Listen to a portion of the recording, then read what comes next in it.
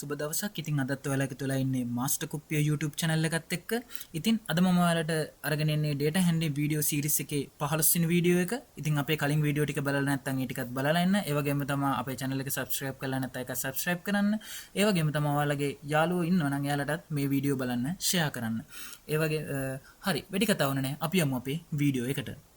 මම ඔයාලට වීඩියෝ එකෙන් අරගෙන ඉන්නේ ස්පීයර්මන් රෑන්ක් කෝරිලේෂන් ටෙස්ට් එක ගැන. එතකොට අද අපි මේ වීඩියෝ එකේදී කතා කරනවා මොකක්ද මේ ටෙස්ට් එක? ඇයි අපි මෙහෙම ටෙස්ට් එකක් කරන්නේ? එතකොට මොකක්ද මේකේදී විශේෂත්වය? මේක අනිත් ගණන් එක බලද්දි කොහොමද අපි මේක වෙන් කරලා අඳුරගන්නේ කියන මේ හැමදේම ගැන අපි අද මේ වීඩියෝ එකේදී කතා කරනවා. එතකොට ගත්තොත් මේ ස්පීයර්මන්ස් රෑන්ක් කෝරිලේෂන් ටෙස්ට් එක කියන්නේ non parametric ටෙස්ට් එකක්. එතකොට ගත්තොත් මේක parametric කරලා තියෙනවා Pearson correlation එක ඒකේ non parametric version එක තමයි මේ ස්පීයර්මන් රෑන්ක් කෝරිලේෂන් ටෙස්ට් එක කියලා කියන්නේ. එතකොට ගත්තොත් අපි මේ ටෙස්ට් එකේදී විශේෂයෙන්ම කරන්නේ variable දෙකක් අතර රිලේෂන්ෂිප් එක කොහොමද කියලා බලන එක. ඒ කියන්නේ මෙයාලගේ මොනොටොනික් රිලේෂන්ෂිප් එකක් තියෙනවද නැද්ද කියලා බලන්නේ. මේ මොනොටොනික් කියන එක ඒකට ලොකුවට අවුල් ගන්න එපා. මොකද මේ මොනොටොනික් කියන එකේ අර්ථය තමයි මොනොටොනික් කියන එකේ මෙන්න මේ අර්ථය තමයි ඒ කියන්නේ අපේ මේ වේරියබල් දෙක ගත්තාම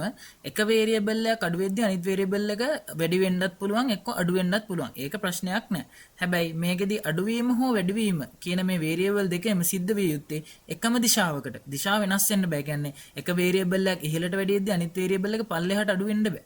ඒ කියන්නේ එක වේරියබල් එකක් උඩට යද්දී අනිත් වේරියබල් එක පල්ලට යන්න බෑ. එක වේරියබල් එකක් පල්ලට යද්දී අනිත් වේරියබල් එක උඩට යන්න බෑ. යනවා නම් දෙකම එකම දිශාවකට යන්න ඕන කියන එක තමයි මොනොටොනික් රිලේෂන්ෂිප් එකක් කියන එක කියන්නේ.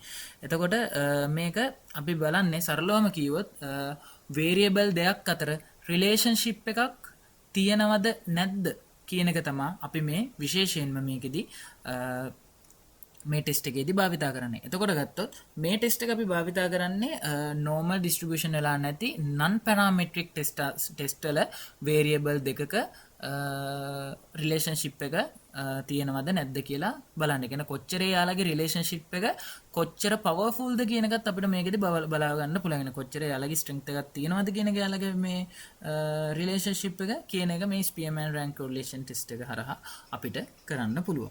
එතකොට මේකෙදිත් අර පෙර පරිදිම තමා මේ රෑන්ක් කෝරිලේෂන් ටෙස්ට් මේ ස්පීයර්මන් රෑන්ක් කෝරිලේෂන් ටෙස්ට් වල ප්‍රධාන ලක්ෂණ තියෙනවා. ඒ කියන්නේ parametric වලට අදාළ ප්‍රධාන ලක්ෂණ ටික මේකටත් එහෙම්මම අදාළයි.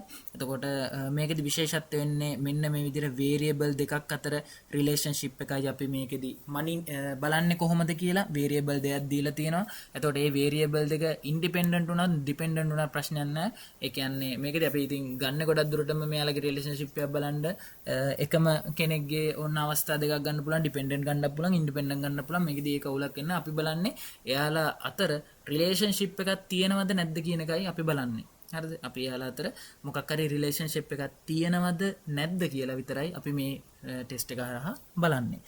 එතකොට මේකෙදී අවුටර් ලියර් වල බලපෑම පියර්සන් වලට වඩා අඩුයි කියනවා. මොකද අවුටර් ලියර් වලින් ඔයාලට මම කීවා non parametric වලට බලපෑමක් එන්නේ නැහැ කීවා. මොකද ඒකට හේතුව තමයි මෙයාලගේ අවුටර් ලියර් තිබ්බට අපි මෙයාලගේ මෙන්න මේ විදිහට අපි මෙයාලගේ මේ ඇනලයිස් එක කරන්නේ රෑන්ක් කිරීමක් කරා හින්ද එයාලගේ අවුටර් ලියර් තිබ්බ කියලා කිසිම ප්‍රශ්නයක් වෙන්නේ නැහැ. එතකොට මේකෙදී අපි කොහොමද මේ ස්පීයර්මන් මෙන්න මේ ස්පීයර්මන් රෑන්ක් කෝරිලේෂන් ටෙස්ට් එකක් කරගෙන යන්නේ කියලා අපි ගානකින්ම බලමු. එතකොට මේ බලමු කොහොමද මේ ගානකින් අපි මේ දෙයක් අඳුරගන්නේ කියලා අපි බලමු. එතකොට මේකෙදී කියනවා nutritionists is interested in investigating whether there is an association between the daily water intake liter per day කියලා දීලා තියෙනවා and the physical fitness score of university student. එතකොට ගත්තොත් මෙයාලගේ daily water intake එකයි එතකොට ඒකට අදාළව එයාලගේ physical fitness එකේ score එකක් විදිහට අරගෙන තියෙනවා. ඒතර score එක කොහොමදයි කියලා තමයි මෙන්න මේකෙදී අරගෙන තියෙන්නේ. එතකොට ගත්තොත් මේකෙදි කියනවා the student were randomly selected and the following data we recorded at the 5% level of significance determine whether there is a significant association or relation between daily water intake and physical fitness. එතකොට ඔයාලා මතක තියාගන්න ඔයාලට මේ ගණන් මේ වගේ ස්පීයර්මන් rank correlation test වගේ මෙන්න මේ වගේ ගණනක් වලට දුන්නොත් විශේෂ දෙයක් තමයි ඔයාලට මෙන්න මේ විදිහට ඔයාලට මෙන්න මේ විදිහට variable දෙකක් දෙනවා. එකක්. අනිත් දේ තමයි ඔයාලට කියනවා මෙන්න මෙහෙම association හරිද ඇසෝසියේෂන් එකක් එහෙම නැත්නම් අපි ඒකට කියනවා රිලේෂන්ෂිප් එකක් එතකොට කියන වචනේ දෙනවා හරිද ඔයාලට මේක ඇතුලේ එතකොට ඔයාලට කියනවා මෙයාලා විතර මෙන්න මෙතන රිලේෂන්ෂිප් එකක් තියේද මෙයාලා අතර සම්බන්ධතාවයක් තියේද අන්න ඒ වගේ දෙයක් ඔයාලට දුන්නොත් ඔයාලට මේ ගාන තේරුම් ගන්න පුළුවන් අන්න ඒ හරහා තමයි හරිද මෙයාලා අතර මෙන්න මේ විදිහට වේරියබල් දෙකක් කියන එක. ඒතර අත සමහරට ඔයාලට මේක දෙන්න පුළුවන් මෙයාලගේ ඩිස්ට්‍රිබියුෂන් එක normal නෙමෙයි. කියන්නේ මේ ඩිස්ට්‍රිබියුෂන් එකේ normal කියලා assumption කරන්නේ නැහැ කියලා කියන්න පුළුවන්. එතකොට ඒ වගේ තමයි මෙන්න මේ විදිහට association එකක් එහෙම නැත්නම් relationship එකක් තියෙනවද නැද්ද කියලා බලන්න. අන්න ඒ වගේ වචන ඔයාලට මෙන්න මේ ගාන හරහා දුන්නොත් එහෙම ඔයාලා හොඳට මතක තියාගන්න එක SPM's rank correlation ටෙස්ට් එකක් හරහා තමයි අපි මෙයාලා අතර මේ non parametric වගේ අපි මෙයාලගේ මේක බලන්නේ රිලේෂන්ෂිප් එක. එතකොට ඔයාලට මේ වගේ දෙන්නෙක් අතර රිලේෂන්ෂිප් එකක් බලන්න කියලා. එතකොට ඔයාලට ඒකේ මොකක් හරි විස්තර ඇතුලේ වන්න ඔයාලට දැන් මම අර කිව්වා වගේ non parametric වලට අදාළ ලක්ෂණයක් සම්බන්ධව විස්තරයක් ඔයාලට ඒකේ තිබ්බොත් එතකොට ඔයාලට කෙලින්ම ඩිරෙක්ට්ලි ඔයාලට අඳුර ගන්න පුළුවන්. මේක කරන්න තියෙන්නේ SPM's rank correlation test එක හරහා කියනක ඔයාලට තේරුම් ගන්න පුළුවන්. එතකොට අපි දැන් යන් කොහොමද මේ විදිහට අපිට ගානක් දුන්නොත් පියවරෙන් පියවර අපි මේක පිළිවෙලට අපි හදාගෙන යන්න කියලා. එතකොට පළවෙනිත් අපි පුරුදු පරිදිම තමයි මේක වෙනසක් වෙන්නේ නැහැ. අපි පළවෙනිම හයිපොතෙසිස් එක ලියනවා. අපි හයිපොතෙසිස් එක ලියන්නේ අපි දැන් මේක ටෙස්ට් කරන්නේ මේ දෙන්න අතර රිලේෂන්ෂිප් එකක් තියෙනවද නැද්ද කියන එක. ඉතින් අපි null hypothesis එකෙන් ලියනවා there is no significant correlation between the two variable. ඒ කියන්නේ මේ දෙන්න අතර significantly එකන මෙයාලා අතර රිලේෂන්ෂිප් එකක් නැහැ කියලා කියනවා. එතකොට ඕල්ටර්නේටිව් එකෙන් කියනවා මෙයාලා අතර රිලේෂන්ෂිප් එකක් තියෙනවා කියලා. හරිද? එතකොට මේකෙදි අපි පෙර පරිදිම තමයි මේවා අපි non parametric වල අපි rank කිරීමක් කරා තමයි අපි මේ data analyze කරන්නේ. එතකොට ඊළඟ පියවර තමයි අපි rank කිරීමක් සිද්ධ කරනවා. මේකෙදි විශේෂිතයි rank කිරීම. මොකද අනිත් ඒවාට වඩා පොඩි වෙනසක් තියෙනවා. මොකද rank කිරීම විශේෂිතයි. අපි මේ වෙනකන් අපි ආපු විල්කොක්සන්, මෑන් වයිඩ්නි, ක්‍රුස්කල්වාලිස්, එතකොට ෆ්‍රීඩ්මන් ටෙස්ට් කියන මේ හැම එකම අපි rank කිරීමක් සිද්ධ කරේ අඩු එකේ ඉඳලා වැඩි එකට. අඩු එකේ ඉඳලා වැඩි එකට. දැන් විල්කොක්සන් වල මීඩියන් ඩිෆරන්ස් එක ගත්තා. ඒතරත් ඒක ඒත් රෑන්ක් කරේ මීඩියන් ඩිෆරන්ස් එකෙන් එන අපි වැලියු එක අඩු එකේ ඉඳලා වැඩි එකට. ඒ වගේම තමයි මෑන් වයිට්නි එකේදීත් අපි කරේ ඉන්ඩිපෙන්ඩන්ට් සැම්පල් දෙක තනි සැම්පල් එකක් කියලා හිතලා රෑන්ක් කරලා අපි එයාලට ඒතරත් අඩු එකේ ඉඳලා වැඩි එකටයි අපි ඒත් මේව කරේ. ඒ විදිහට අපි මේ වෙනකන් කරපු හැම non parametric test එකම අපි ඒවා රෑන්ක් කරේ. ඒ වගේ data රෑන්ක් කිරීම සිද්ධ කරේ අඩු එකේ ඉඳලා වැඩි එකට. හැබැයි මෙතනදී විශේෂත්වයක් තියෙනවා. මෙන්න මේ SPM's rank correlation test වලදී අපි රෑන්ක් කරන්නේ වැඩි එකේ ඉඳලා අඩු එකටයි. ඒ කියන්නේ වැඩිම value එක තියෙන එකට තමයි අපි අංක 1 දෙන්නේ. අඩුම value එකට තියෙන එකට තමයි අපි ඒකට අදාළ අවසාන rank එක දෙන්නේ. එතකොට මේකෙදි අපි පෙර පරිදිම තමයි අර ටයිස් රූල්ස් අපි යූස් කරනවා. ඒ කියන්නේ එකම වැලියු එක තියෙන ඒවා ආවොත් එහෙම අපි ඒවට අදාළ රෑන්ක් එකතු කරලා ඒකට ඩේටා ගානින් බෙදලා අපි ඒකට ඇවරේජ් රෑන්ක් එකක් විදිහට දාන එක ඒක මේකේ මේ ඒ රූල් එක තියෙනවා. එතකොට ඒ ගැන වැඩි පැහැදිලි කිරීමක් විල්කොක්සන් වීඩියෝ එකේදී කරලා තියෙනවා. ඒක බලන්න. එතකොට ඔයාලට ඒක තේරුම් ගන්න පුළුවන්. ඒ වීඩියෝ එක බොරුවට දිග්ගැස්සෙන හින්දා මම තවදුරටත් ඒ කියන්නේ ඒක ගැන මම පැහැදිලි කරන්නේ නැහැ. මොකද විල්කොක්සන් වල ඉඳලා මේ වෙනකම් අපි එකම විදිහටයි මේ රෑන්ක් කිරීම සිද්ධ කරන්නේ. එතකොට මේකෙදි රෑන්ක් කරද්දී අපි වැඩි එකේ ඉඳලා අඩු එකටයි අපි රෑන්ක් කරන්නේ. එතකොට ගත්තොත් මේකෙදි මෙයාලා ඒ කියන්නේ රෑන්ක් කරද්දී මේ වේරියබල් දෙක වෙන වෙනමයි අපි රෑන්ක් කරන්නේ. එකට නෙමෙයි වෙන වෙනම අපි රෑන්ක් කරන්නේ. ඒක හොඳට මතක තියාගන්න. වෙන වෙනම අපි රෑන්ක් කරන්නේ. ඒ වගේම තමයි වැඩි එකේ ඉඳලා අඩු එකටයි අපි රෑන්ක් කරන්නේ. වැඩි එකේ ඉඳලා අඩු එකටයි. එතකොට මේකෙදි අපි බලනවා. එතකොට වැඩිම එකට අපි අංක එක දීලා අඩුම එකට මේකෙදි අපි අන්තිම රෑන්ක් නම්බර් එක දෙනවා. එතකොට ඒ විදිහට අපි මේක වෙන වෙනම අතර අපි වේරියබල් දෙක වෙන වෙනම වැඩි එකේ ඉඳලා අඩු එක දක්වා අපි එකේ ඉඳලා රෑන්ක් කරගෙන යනවා. එතකොට අර සමානව આવොත් මේ අපි ඒවට අර ඇවරේජ් රෑන්ක් එක දෙනවා පෙර පරිදිම. ඊට පස්සේ අපි මේකෙදි කරන්නේ ඊළඟ පියවර විදිහට අපි මේකෙදි එක් වේරියබල් එක ඒ කියන්නේ එක් වේරියබල් එකට අදාළව එයාලගේ රෑන්ක් ඩිෆරන්ස් එක ගන්නවා. ඒ කියන්නේ අපි දැන් මෙතනදී අපි මේ ස්ටුඩන්ට්ලානේ අපි අරගෙන තියෙන මේ ස්ටුඩන්ට්ලාගේ ඩේලි වෝටර් ඉන්ටෙක් එකයි එතකොට ගත්තොත් එයාලගේ වෝටර් ඉන්ටෙක් එකට අදාළ ෆිසිකල් ෆිට්නස් එක කොහොමද කියන එකයි මේ අරගෙන තියෙන්නේ. හරිද?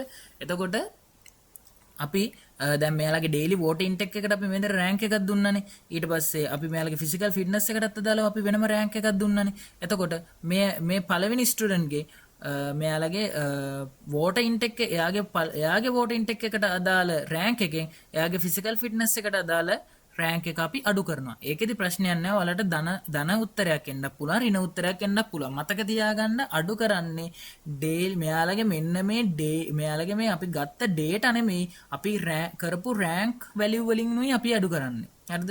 මේ පළවෙනි එක්කෙනාගේ දරත්තොත් වෝටර් රෑන්ක් එක තියෙන්නේ 9යි කියලා.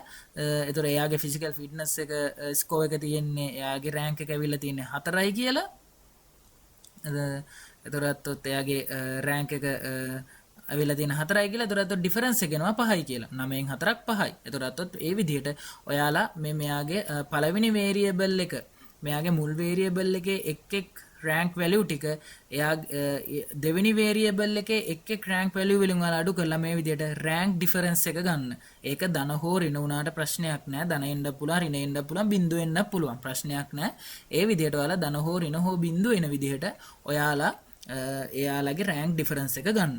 ඊළඟ පියවර විදිහට අපි කරන්නේ රෑන්ක් මෙන්න මේ විදිහට ගත්ත රෑන්ක් ඩිෆරන්ස් එක අපි වර්ග කිරීමක් කරනවා. රෑන්ක් ඩිෆරන්ස් එක අපි වර්ග කරනවා. රෑන්ක් ඩිෆරන්ස් එක මෙහෙම ගත්තාම එතකොට ඔයාලට අර එක ගත්ත එකෙන් රෑන්ක් ඩිෆරන්ස් එක ගත්තා. ඒ රෑන්ක් ඩිෆරන්ස් එක වර්ග කරනවා. එතකොට 5 වරක් 5 25යි. ඍණ 1 වාරයක් ඍණ 1 ධන 1යි. එතකොට ඍණ 5 වාරයක් ඍණ 5 ධන 25යි. එතකොට ධන 1 වාරයක් ධන 1 1යි. ඒ විදිහට ඔයාලා මෙන්න මේ වගේ ඩිෆරන්ස් එක වර්ග කළා. ඔයාලා ගන්න ඕනේ මෙන්න මේ d වර්ග වැලියු එක.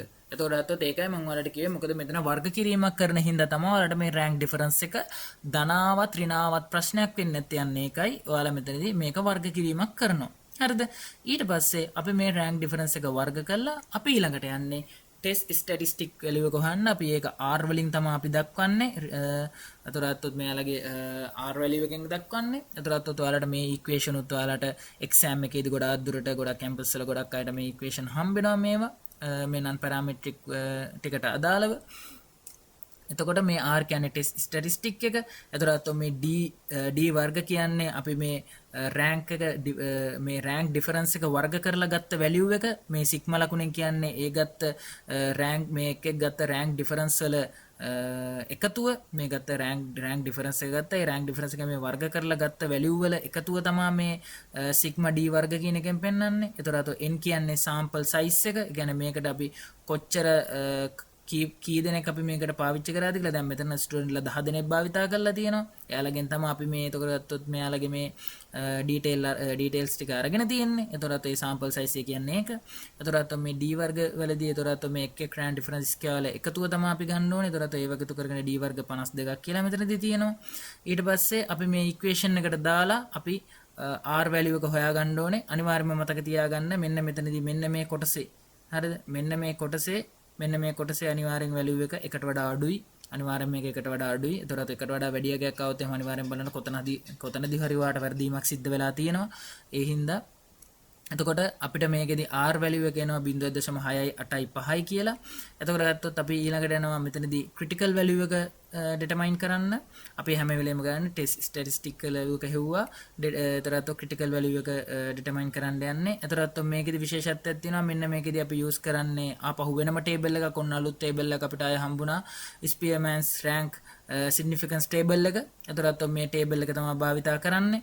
එතකොට alpha value එක තියෙනවා 0.05යි කියලා. එතකොට අපි n value එක මෙතනදී ගන්න ඕනේ 10යි. එතකොට n value එක 10යි. එතකොට ඒ අනුව අපි මෙන්න මේ විදිහට 0.05 significance එක value එකේ මෙන්න මෙහෙම අපි ගන්නවා. එතකොට 0.05 මෙහෙම අපි පල්ලට ගන්නවා. ඊට පස්සේ එතකොට අපේ n value එක තියෙනවා 10යි කියලා. එතකොට ඒ අනුව අපිට critical value ගන්නවා 0.564යි කියලා. එතකොට critical value එක තියෙන 0.564යි. එතකොට ගත්තොත් අපි යනවා decision rule එකට. test value is greater than critical value, the null hypothesis can be reject. ඒ කියන්නේ අපිට ආපු මේ test value එක 0.685 වැඩි අපිට ආපු critical value එකට වඩා. ඒ කියන්නේ අපි null hypothesis එක අපි කියනවා reject කරනවා කියලා.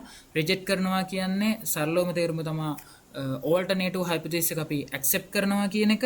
එතකොට ඒ අනුව අපි කන්ක්ලූෂන් එක ලියනවා there is significant correlation between the two variable. ඒ කියන්නේ මේ දෙන්න අතර රිලේෂන්ෂිප් එකක් තියෙනවා කියන එකයි අපි කියන්නේ. එතකොට මේ විදිහට අපි නන් පැරාමෙට්‍රික් ටිකට අදාළ ඔන්න ඩිසයින් ටික අපි කතා කරලා ඉවර කරනවා මේ විදිහට.